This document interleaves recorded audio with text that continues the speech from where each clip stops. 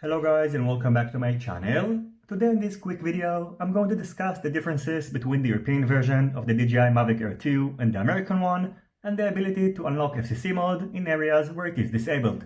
First of all, in case you bought your Mavic Air 2 outside of the US, most of the chances that you have the European version. And the only difference between the European version and the American one is that the American version is equipped with an ADS-B receiver, which warns you about manned aircrafts in your area.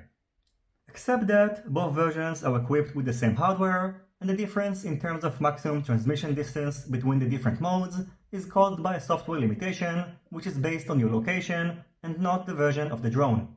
So as you can see, in my area, the 5.8 GHz option is not available. However, if I'm going to use the fake GPS app on my Android device in order to trick it to think that I'm in the US, now it is available.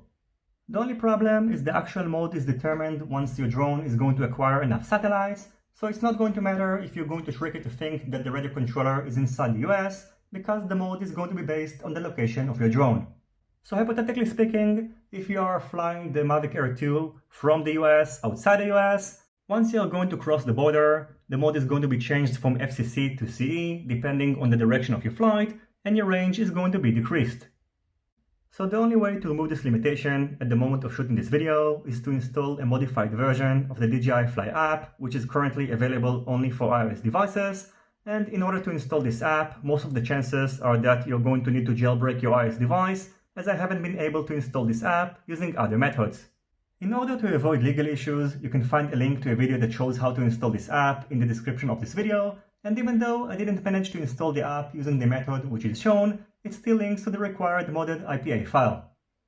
Here you can see that using an RF meter, which I'm using in order to give us an indication of the output strength, on 2.4 GHz using the modded app, I'm getting a much higher reading than the original app, and also on 5.8 GHz, which I've tested by changing the location of my Android device to a country in Europe. I double-checked it of course outdoors, and I can confirm that before and after takeoff, using the modified app, the drone is going to remain in FCC mode. So if you've seen online a test that compares FCC versus CE, you should notice that unless they use the modified app, it's just fake news.